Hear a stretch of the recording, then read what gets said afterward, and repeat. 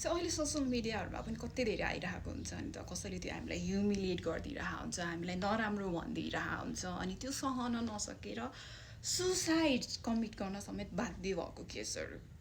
यस, गाह्रो हुन्छ जब अरूले हाम्रो बारेमा, हाम्रो क्यारेक्टरमा नेगेटिभ कमेन्ट गरिदिइरहेको हुन्छ, तँ यस्तो केटी हो, तँ केटा यस्तो भनेर जे पाइ त्यही भनिदिइरहेको हुन्छ, जुन ट्रुथ हुँदा पनि हुँदैन, त्यसमा केही पनि 1% ट्रुथ पनि हुँदैन कि। अनि हामीलाई थाहा छ नि त हामी को हो भनेर, हामीले जे पाइ त्यही कमेन्ट गरिदिइरहेको हुन्छ, तँ यस्तो खालको केटी, तँ यो भनेर। अब हामीले के गरिदिइरहेको छौँ, हामीले बिलिभ गरिदिइरहेको छौँ, ओ माई गड यो मान्छेले यस्तो भन्यो भनेपछि त म त त्यही हो नि त, कसैले मलाई क्यारेक्टरलेस केटी भनिदिइरहेको छ अनि म हो त।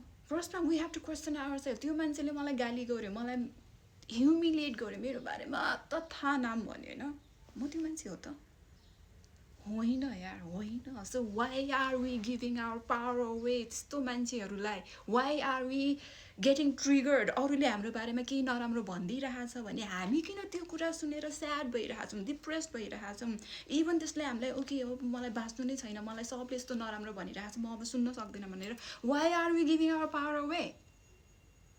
They are just projecting their insecurities नि त। लाइक फर इक्जाम्पल, इफ उसको माइन्डमा अब केटी मान्छे भएर केटाहरूसँग बोल्नु हुँदैन, धेरै केटाहरूसँग बोल्छ, उसको केटा साथीहरू धेरै छ भने, I'm just giving you an example okay, त्यो केटी क्यारेक्टरलेस हो भने त्यो मान्छेको सोच्ने वे हो नि त। तर आई लभ, मलाई केटाहरूसँग टाइम स्पेन्ड गर्न मन छ किनकि I feel safe with them, किनकि मेरो एउटा त्यस्तै सुट्टे कनेक्सन छ, त्यो मेरो ट्रुथ हो नि त। अब कसैले आएर मेरो क्यारेक्टरमा तँ यतिजना केटाहरूसँग टाइम स्पेन्ड गरेर आउँछस्, तँ क्यारेक्टरलेस केटी होस्, तँ यस्तो केटा होस्, तँ केटीहरूलाई फसाउँदै हिँड्ने केटी होस् भनेर कसैले आएर भन्छ भने म त्यो हो। फर्स्टमा we have to question ourselves के म त्यो हुँदै हुँदैन, वाइ म त्यो हुँदै होइन, म मेरो वर्थ कसैको अगाडि प्रुभ गर्नु पनि पर्दैन भनेर when you take your power back. कसैले हाम्रो बारेमा नराम्रो भन्छ भने it's not even about us, they are projecting their way of thinking, they are projecting their perception of life. उनीहरूलाई लाग्छ केटाहरूसँग धेरै बोल्यो भने त्यो मान्छे क्यारेक्टरलेस हो भनेर उसको सोच्ने वे हो, उसको सोच्ने वे उसले एक्सप्यान्ड गर्न सकेन।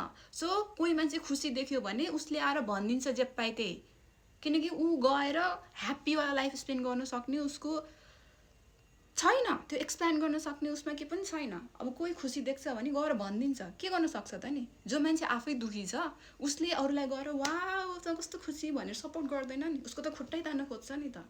तर हामी कस्तो हो त नि, त्यस्तो कमेन्ट सुनेर स्याड हुने कि ला त्यो मान्छे जब कि सिम्पल इक्जाम्पल सोसियल मिडियामा हामीले पोस्ट गरेर हुन्छौँ, कोही एकजना ऱ्यान्डम मान्छे जसले हामीलाई चिनेको पनि हुँदैन कि, जसले हामीले चिनेको पनि हुँदैन, त्यही पोस्टमा 100वटा पोजिटिभ कमेन्ट्स आइरहेको हुन्छ। अब एउटा त्यो नेगेटिभ कमेन्ट देखेर हामी स्याड हुन्छौँ, ला मेरो पोस्ट उसले मन परेन, उसले मलाई मेरो पोस्टमा त्यस्तो भन्यो भनेर।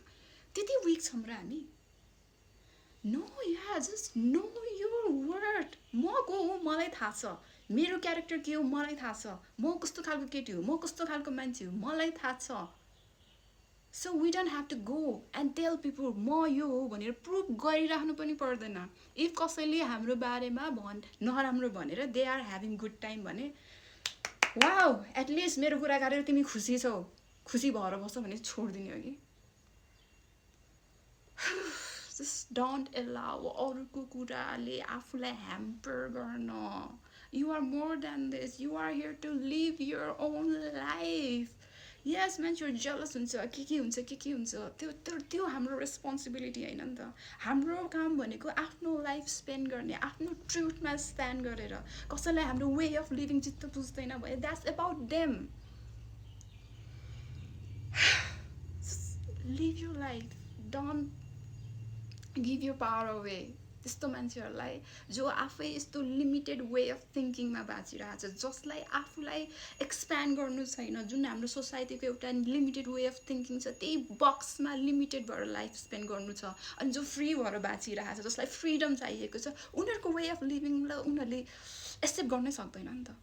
सो आफू पनि माथि उठ्नु सक्दैन, अरू जो गइरहेको छ उसलाई पनि त तल तान्नु मन लाग्छ नि त।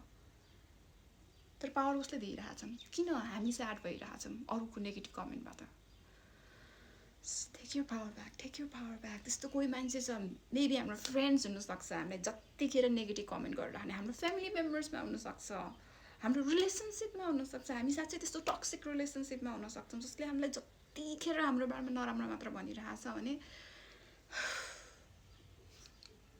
जस्ट डिट्याच कि त्यस्तो मान्छे मलाई मेरो लाइफमा चाहिँ होइन मलाई थाहा छ म को हो मलाई थाहा छ मलाई कुन वेबाट लाइफ स्पेन्ड गर्नु छ this is my life this is my journey म अबबाट कसैको नेगेटिभ कमेन्टबाट आफूलाई टच पनि हुन दिन्न कि त्यस्तो पावरफुल बनाउँछु आफ्नो प्रेसेन्स जसले जेसुकै भनोस् it's not even about me everyone is projecting their insecurities के so take your power back and live your life as the way you desire to live freely